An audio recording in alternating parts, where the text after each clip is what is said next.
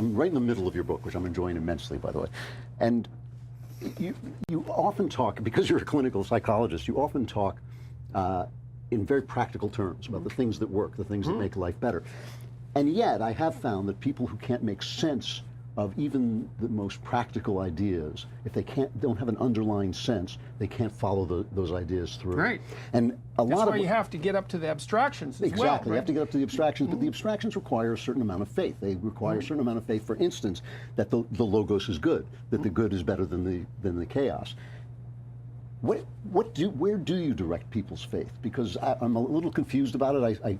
I hear you kind of speaking in sort of Jungian ideas, that there's that these gods are kind of, are they within us? Is this a model within the collective unconscious, or do you believe there is something out there that we are responsible? Depends what you mean by out there. Well, I mean, no, but I really mean that. It's like, well, what do you mean? Do you mean out there in space? Doesn't look like it. We've gone a long ways out there. It's about 13.5 billion light years now. Is there something other than space and time in which, on which this world is supported? Good question. Thanks. How to answer that? I've had experiences that I can't describe that would suggest that. For to me personally, I don't know what that would mean universally. Well, I think we may have. But.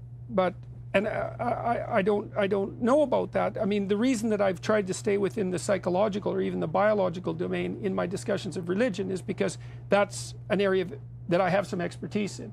And I do think that you can track the evolution of religious ideas to way down. And so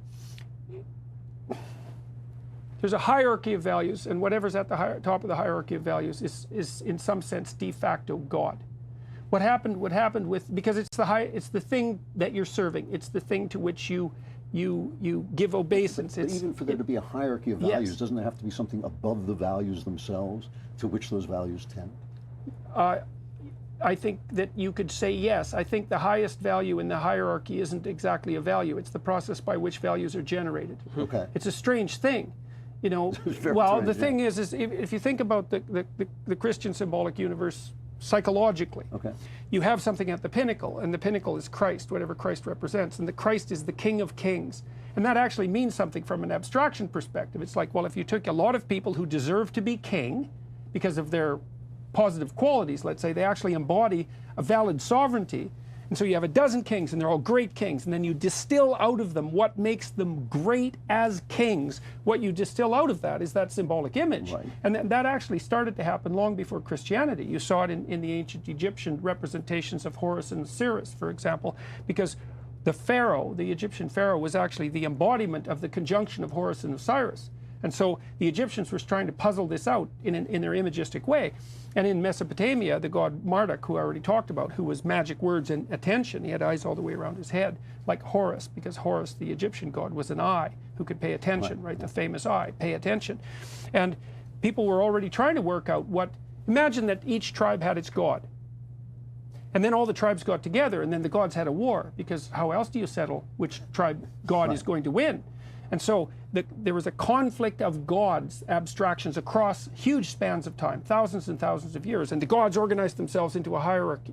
And some god came out on top. It was Marduk in the Mesopotamian case. And the Mesopotamians figured out, well, which god should be the top god? Oh, the god of magic words, the god that pays attention, the god that confronts chaos and makes habitable order. It's like, hey, that's not bad.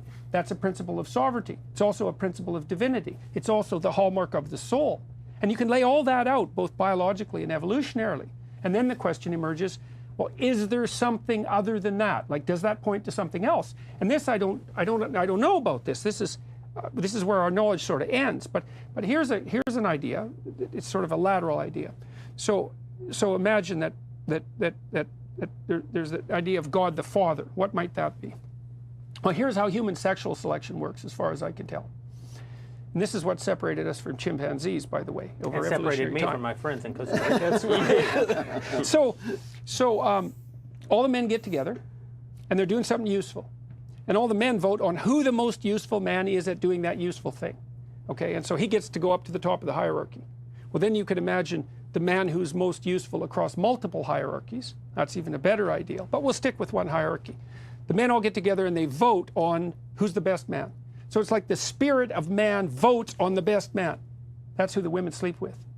Right, yeah. Right. So it's so interesting because what happens is we get together with our consciousness of what it means to be human, and we vote on who's superior among us, and we promote them to mating status, and the women peel from the top. And that is how it works. So then you might say, well, people think, well, evolution is a random process. You kind of hear that. No serious biologists believe that because it's not random. The generation of mutations, the generation of variation is random, possibly, at least quasi-random, but the selection mechanism, that's bloody well not random. It's not random at all. And something's been driving it for a long time. And insofar as human beings have hierarchies of value, and insofar as you dominate the hierarchy of value, you're in a better position to reproduce, which you certainly are, especially if you're male, then the hierarchy of value determines reproductive success. So then you have the action of a discriminatory consciousness across an extended expanse of time that's actually driving human evolution. It's like, well, how closely associated is that with God? Well, I don't know. Does the literal and the metaphorical touch at that point? Well, that's the question. Because the discriminatory consciousness separates the heavens from the earth, it separates the birds from the fish, but does, at the end of that hierarchy and at the top of those values and that thing which creates the values, does it become incarnate and live for 30 years and die for your sins, for instance, or some other It's worth noting, especially in the context of today's conversation, that the West isn't just premised on ancient ideas of gods. It's premised very specifically on the idea of one God, of the God of monotheism. That the polytheistic world didn't invent modernity. The monotheistic world invented modernity, and in some ways began inventing modernity from the moment of its inception. God speaks to Abraham, and the world as we sort of understand it puts itself in motion. Well, there's a parallel too between the development of monotheism and psychological integration. Like if you're not aimed at one thing, let's say, so you don't have a highest value, so you don't have a monotheistic God, that's one way of looking at it, then you're a house divided amongst itself. You're weak because you're pulling yourself in more than one direction. And if you're pulling yourself in more than one direction, then it's easy to stop you. Maybe you're pulling yourself in 10 directions. I mean, that's what happens when you're in a state of confusion. You can't be oriented according to one value, so you can't act in the world. The question is, well, the real question is, what should be the ultimate value that orients you? And I think the religious systems, the great religious systems, have been trying to lay that out in image and story. What should be the highest value? And it's something like, in Christianity, it's something like that which dies and can be reborn, right? It's that which internally renews itself. It's also the logos. It's the word that extracts chaos out of order. It's the thing that's embodied as the King of Kings. And what's interesting about it, and also psychologically sophisticated, which makes it something other than just reason, is that it's embodied. Because reason is kind of a disembodied thing. You know, it's the sort of thing that maybe you could gerrymander with artificial intelligence, although that didn't work very well, because even AI systems have to be embodied. You can't separate out the reason from the embodiment, and that's partly why you get that emphasis in Christianity, is the word has to be made flesh. But it's worth noting that in both Judaism and Christianity, which emerges out of Judaism, that the one God isn't identified with one value. The one God is identified with a series of values, with a series of virtues, with the fruits of the Spirit from a Christian point of view.